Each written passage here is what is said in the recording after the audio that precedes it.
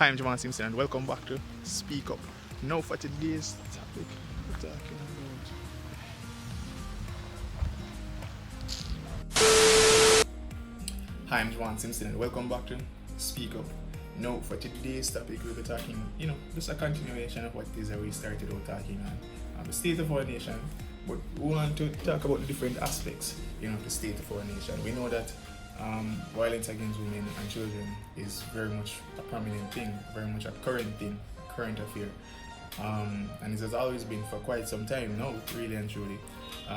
Many of us wouldn't have, heard about it as consistently as we're hearing about it now. And I'll agree with the JCF on it, the Jamaica Constabulary Force, on this, stating that what they said is that there is not a rise in the number of cases that are taking place, island-wide. However, what is happening is that based on the fact that social media is very much the go-to place for information these days, and I'll add something else too. The mere fact that a lot of persons are home currently, due to the whole COVID-19 thing taking place, persons are now on social media more throughout the days, and so now they're seeing when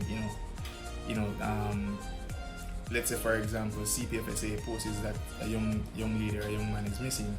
Persons are now more likely to share it because they're now seeing it more. So all of these things are factors as to why we're hearing a lot of missing persons, hearing about a lot of missing persons.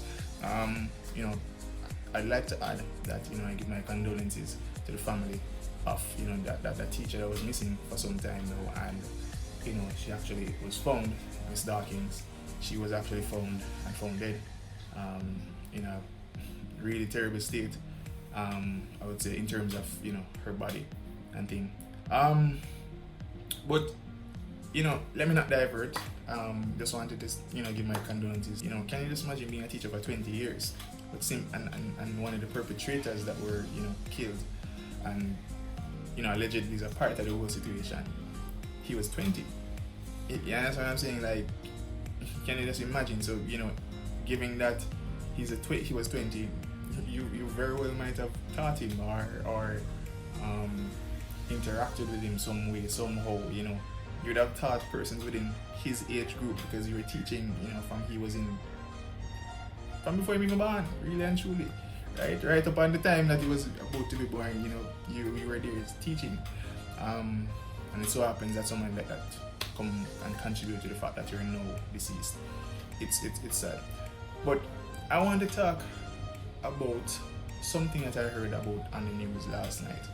This, to be honest, has been a part of my thought process for quite some time now, because I've always been looking at it in such a deep manner.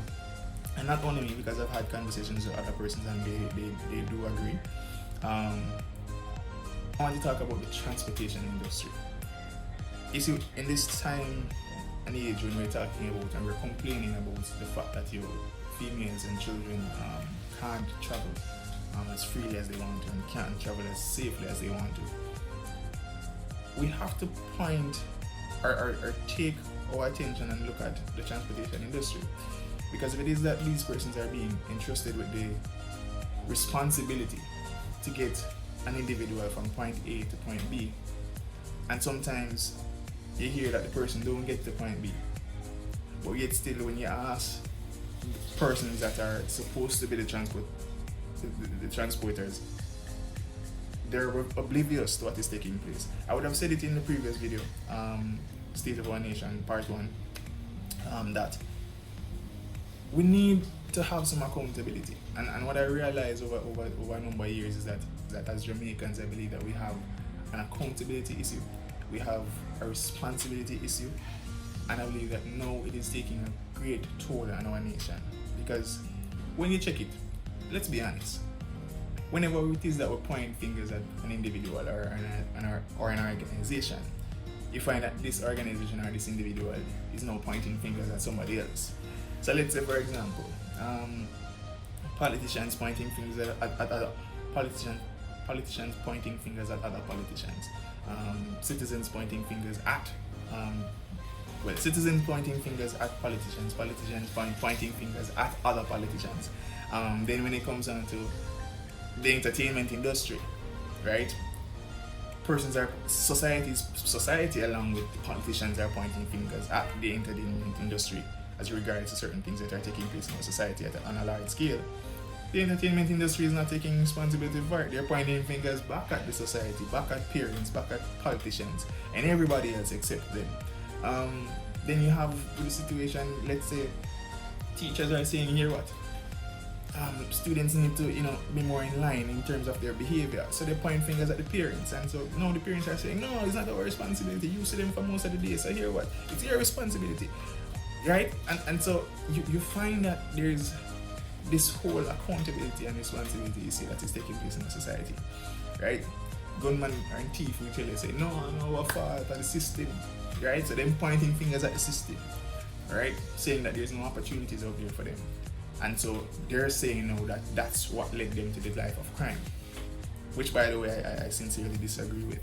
And I disagree with it because I would have had the opportunity to see closely what takes place, not only in the educational system, but out there in the working arena, right? No matter how low paying the job is, there are jobs and opportunities out there.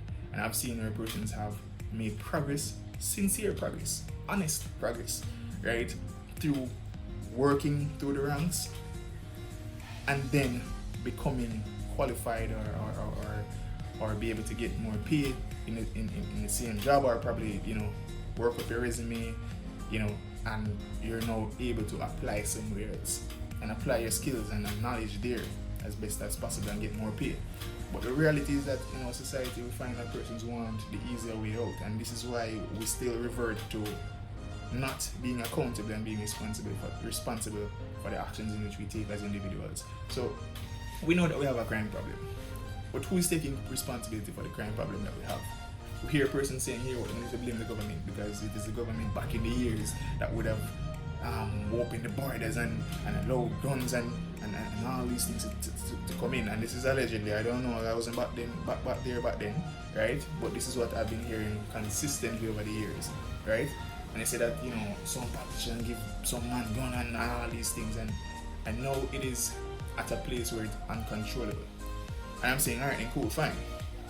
Let's say that took place back in the 70s, the 80s, whatever time frame it took place in. We're in 2021 now, where accountability and responsibility should be even more forthcoming, right? Now, at this appointed time, persons are far more knowledgeable about what is taking place. We have thousands of lawyers within our nation. We have thousands of scholars within our nation. Persons who are brilliant at whatever job description they have, right? And I'm saying that if it is that we see that, let's say for example, politicians are breaking down our nation, why is it that they're still there? Why is it that every 4 years or whatever it is we come together and we still vote? I still vote for this individual, I still vote for this individual, right? Because of one good thing or two good things this individual would have done within an appointed time. We have to get wise and have to start, speaking up and doing more, right? And not only just speak up, but, put action to the words as well. Because if it is that we are the people of the nation in which persons are leading us astray, we're going to just follow the line and just make them lead you astray and drop you off on one cliff, and that's it. Come on, people. For too long I've heard the same, rational or discussion or debates taking place that the government, and then when we talk about the crime problem, whenever you talk about people dying, you hear this person say, who bringing the guns? And yes, I agree that our borders are, not being protected as they ought to. But I believe that that's due to a number of different factors, right? I believe that as people, we have to understand that Jamaica is an island, And Jamaica being an island simply means that you have several different entrances to this one island. Like, no matter if you go north, south, east, west, no matter where you go, you're gonna have another entrance to the island. Therefore, it's easy to get things into the country illegally for many of these persons that are bringing in these things, right? So whenever we find that, you know, customs probably, or police or soldiers probably, you know, come up on a they might find some illegal things, whether it be drugs or guns or whatever it is. We have to be grateful, you know, for that. But we, the people, now have to play a different role, right? We have to play a different role in terms of changing our mindset to this whole thing. What is it that we can do as individuals? Because I can tell you this much: if it is that police, soldiers, all the politicians go out at the borders, and teachers and doctors and nurses and every individual that works in the public sector, plus the persons who are working in the private sector, I guarantee you that all of them together could not help to keep these borders safe completely. What it takes now is us as a people to come together and do this collectively. We can't sit down and say, make him do it, make she do it, and we expect that their job is supposed to be done, you know, well, and done well at that, right? So for far too long we've been moving away from the issue of accountability and responsibility. So many persons want to just kick back and say, I feel them job, you know, and I'm my job.